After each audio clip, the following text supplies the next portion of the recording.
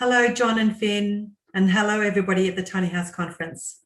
I'm Janine Strawn, the President of the Australian Tiny House Association. I'm here to talk to you about some of the things that we're doing to escalate the legalising the permanent living in tiny houses in Australia. So I've just got a few slides to share with you today.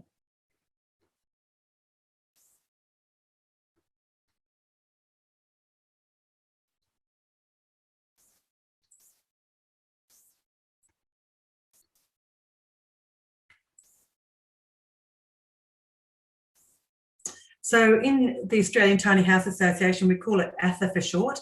We formed in 2018 with 5 passionate people. We are a membership association made up of tiny house builders, dwellers, DIYs, as well as tiny house enthusiasts who may never choose to live tiny, but want to support others in their choice.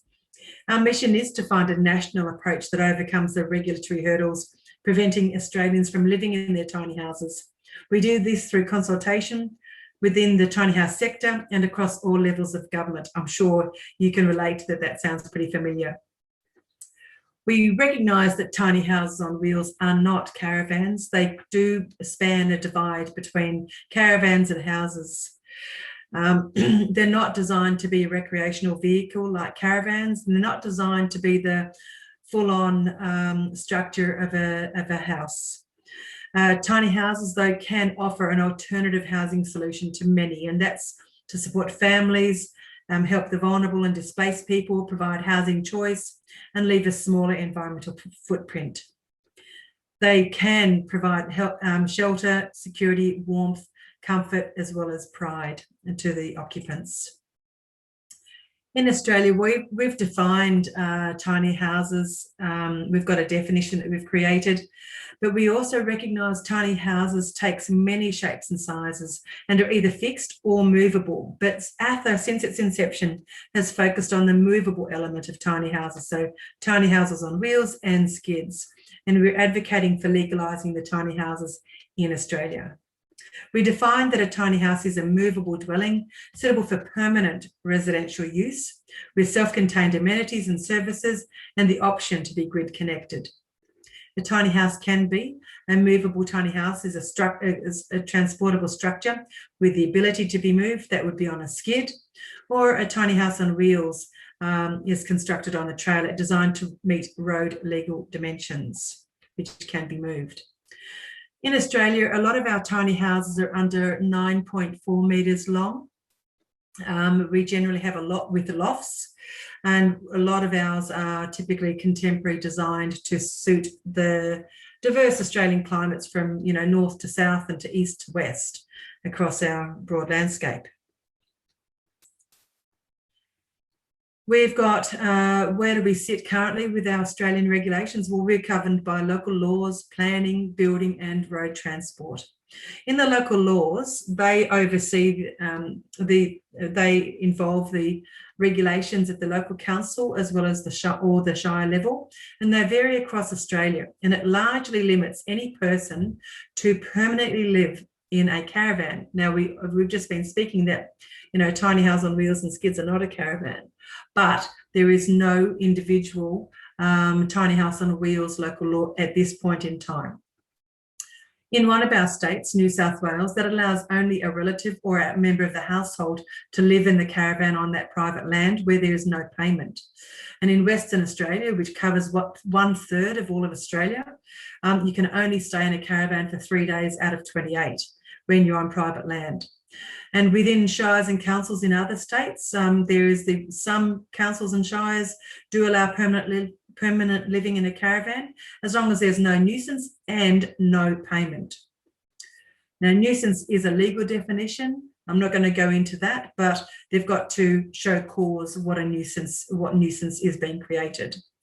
And others are restricting living in a caravan for no more than 30, 60 or 90 days. We've created an alternative local law that we're advocating to local councils across Australia. We want it to be recognised as one specific to tiny house on wheels as well as skids. A person must obtain a permit to occupy land and live in a tiny house on wheels on their own land or with the landowner's consent for a period greater than 6 consecutive months. And the requirements to obtain a permit does not apply to a person who's living in a caravan or a tiny house village that's registered with the local council, or where a use is specifically authorised in the relevant planning scheme. And in determining whether to grant a permit to occupy land and live in the tiny house on wheels, council must take into account the arrangements proposed to ensure that adequate amenity is provided for the occupants, the disposal of all waste is to the satisfaction of the council, that occupancy will not create undue nuisance to neighbours, that occupancy and use will not create a lasting adverse impact on the land. And we want to be seeing permits being issued for at least 5 years, but with the opportunity for renewal by the council. This is inside one of my tiny houses. So I construct tiny house on wheels made up of structurally insulated panels. I do that because they're highly insulated and perform well for the climates that I build in, and also they're extremely light under construction once they've been constructed. Within the planning regulations in Australia, they are generally developed at the state level, and that prescribes land use as well as subdivision and permanent structures. And local councils in some states can adjust the planning scheme to reflect their needs. But due to the nature of FOWs and THOS being movable structures, they don't fit neatly into the current planning controls across most states at the moment. So back in 2020, what we did was we developed a planning policy template to introduce the method for including tiny houses into the local planning scheme. And a copy of the planning policy template was sent to all state planning ministers and local government associations across the country seeking their support. However, that was early 2020, and then obviously then COVID hit. So we weren't able to be in a position to follow up enormously with the reception of the local planning policy template, but we will continue to do that work later on this year. This is one of our AFA committee members, owned by one of the AFA committee members. He lives in one of the tiny houses with his wife, and the other one is for his 2 teenage daughters. And he's doing this by choice. He's not required to live in it because of a financial decision. He is doing it purely by choice and from an environmental footprint perspective. Under our building regulations across Australia, we are blessed by having one national construction code. When in each state, we've got 6 states and 2 territories, but each of the states are allowed to have some minor variations. But it does cover fixed structures, so structures that are fixed to the land. And therefore that generally does not include tiny house on wheels and tiny houses on skids without them being secured to the land. So you can get building permits for FOW and THOS as long as they are built to the National Construction Code, but there are some limitations in regards to ceiling heights as well as stair access as well. But at the moment, they're not covered under the National Construction Code. In 2020 and 21, we had a builder reference group, and that was developed, and our charter was to develop a tiny house construction guide for FOW and THOS, and we released that guide for trial by tiny house builders as well as DIY so that we could gauge their feedback. We're also exploring our regulatory pathways for advocacy.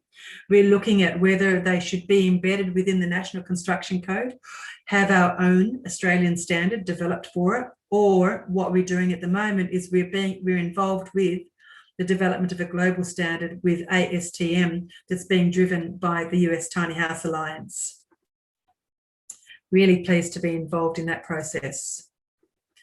And under a transport situation, you will probably have similarities with many areas of the US.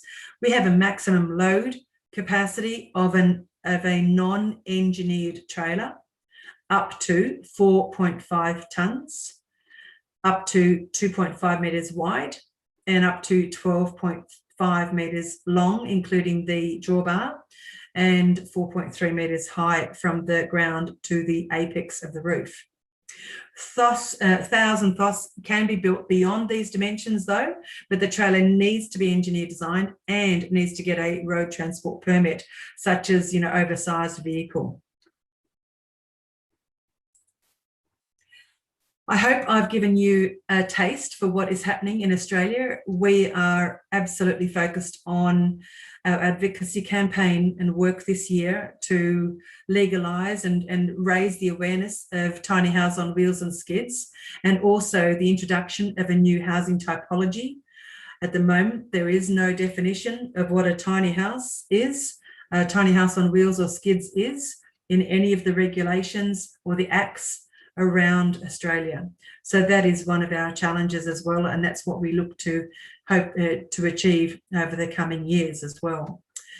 All so that people can have a choice of in what structure they want to live in, and also achieve more affordable housing solutions for others.